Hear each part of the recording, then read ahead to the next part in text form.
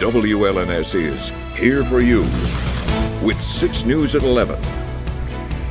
After more than a month of delays, big new tariffs on Mexico and Canada are set to take effect tomorrow. It's our top story at 11.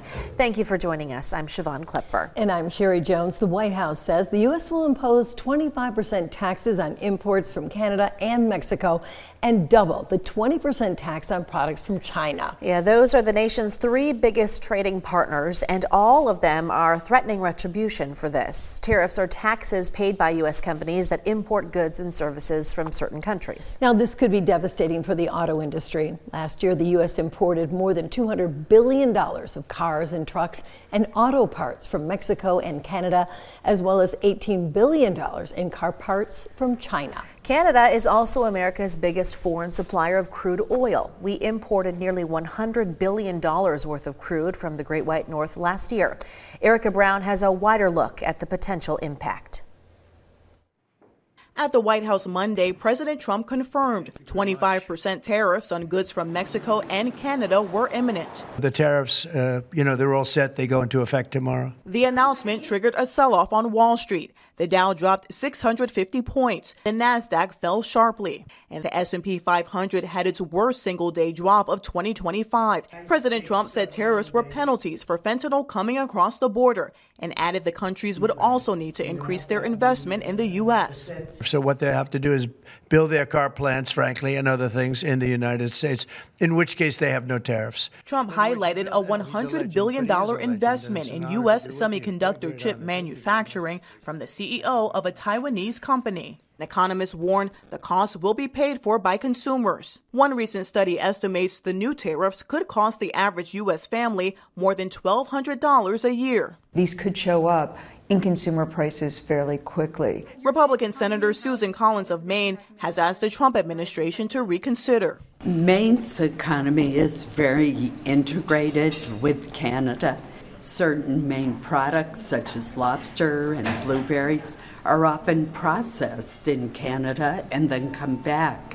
The Trump administration is also continuing its standoff with Ukrainian President Volodymyr Zelensky, pausing and reviewing military aid to Ukraine until Trump determines Ukraine is committed to peace. You're gambling with World War III. The announcement followed Friday's showdown in the Oval Office. In Zelensky's earlier remarks, saying the end of Russia's war with Ukraine is still, quote, very, very far away.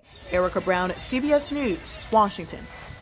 Staying with Ukraine, the pause in U.S. aid is meant to pressure Ukrainian President Volodymyr Zelensky into negotiating a deal with Russia. Zelensky's skepticism that Russia would hold up its end of any kind of diplomatic agreement was a key point of contention during last week's Oval Office meeting. The freeze on American aid is expected to remain until the White House is convinced that Kyiv is committed to negotiating peace with Russia.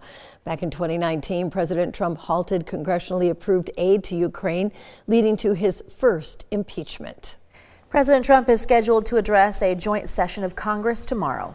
Michigan Senator Elissa Slotkin is planning to bring a guest along who can highlight some of the concerns that her constituents have about the Department of Government Efficiency. Jeremiah Brown from our ABC affiliate in Grand Rapids has the details.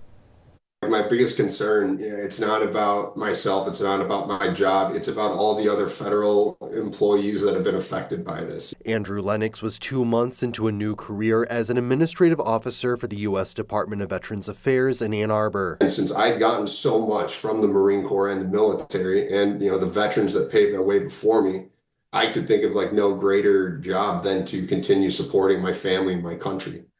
And that's why I made the decision to work for the Department of Veteran Affairs. But he received an email on February 13th saying he is being removed from his position, citing performance-based reasons. I was fired for performance without even having a performance evaluation, and I found out as I'm talking to some colleagues that this happened to, they had gotten the exact same copy and pasted email across our department, different agencies. He says some colleagues who received the same notice were in probationary periods due to recent promotions. Outstanding employees who were in a probationary status because they had been promoted for their performance. And since they were then, vulnerable as a probationary employee, they got the same poor performance termination notification. This comes as the Trump administration's Department of Government Efficiency terminated thousands of federal workers across the country. In a press release, the VA stated it was dismissing more than 1,000 probationary employees, saying it will save the agency $98 million per year. VA Secretary Doug Collins saying, "At VA, we are focusing on saving money so it can be better spent on veteran care. We thank these employees for their service to the VA." But Lennox says he fears cuts to the federal workforce will impact services many veterans depend on and livelihoods. And people are terrified. Imagine working every day not knowing if you're going to come home to an email and your kids aren't going to have health care, and you don't know if you're going to get a paycheck because somebody copy and pasted that you're a low performer. It's terrifying for all these people that are just trying to help. And that was Jeremiah Brown reporting. The Senate voted today to confirm the new Secretary of Education. Linda McMahon is a former executive for the WWE Professional Wrestling. But it might not be a long-lasting appointment. President Trump wants to eliminate the Department of Education and said he wants McMahon to, quote, put herself out of a job.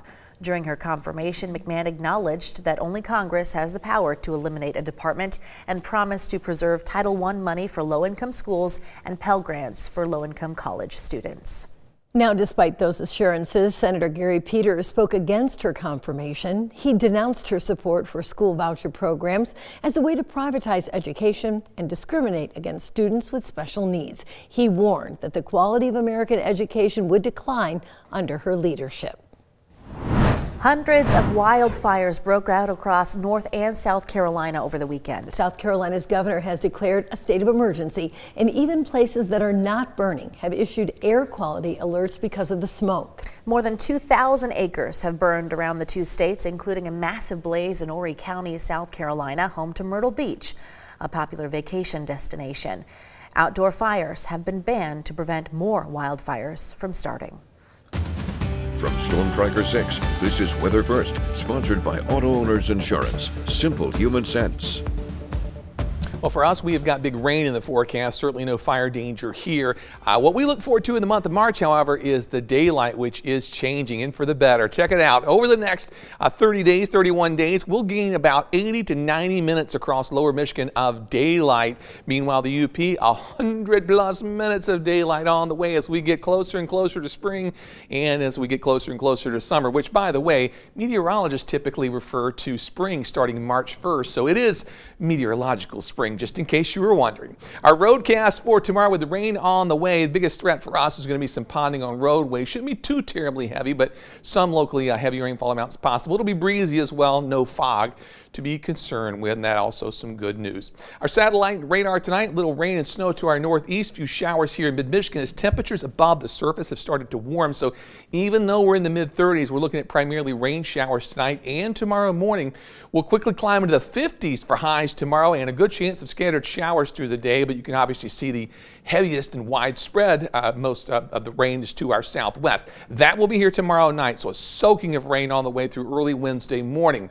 During the day Wednesday, we get a break, cold front comes through, more rain showers, and then on the back side of the system, it may be just cold enough for a little bit of snow out there Wednesday night. No big accumulations, but it will end with much colder temperatures and very breezy conditions as well.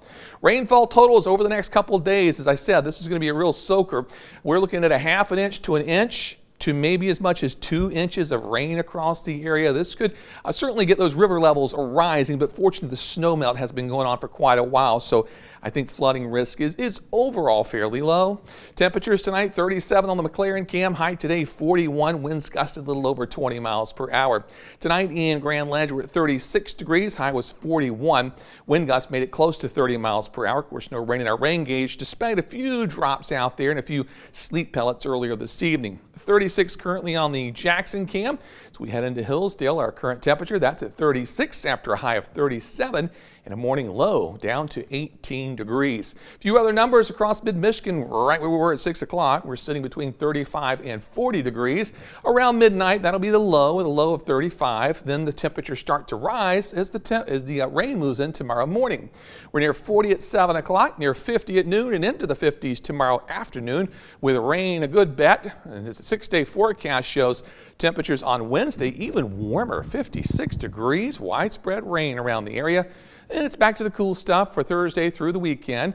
Don't forget to spring your clocks forward 1 hour Saturday night or Sunday morning and change the batteries in your smoke detector. A couple snow showers Sunday, then more rain showers, but near 60 next Tuesday and Wednesday. At least for Tuesday, sunshine and highs near 60. Ooh, get Beach day. the flip-flops out. No kidding. You will too, I know. They're still by the back door. If we see her in those, we will post a picture. Yes, we will. Get a pedicure now, just in case. Good thinking. Oh, Well, coming up next on 6 News at 11, the Department of Government Efficiency, as it's called, says it's closing the Social Security office in Okemos, but where is it exactly? We'll take a closer look next. Stay with us. That and much more still to come.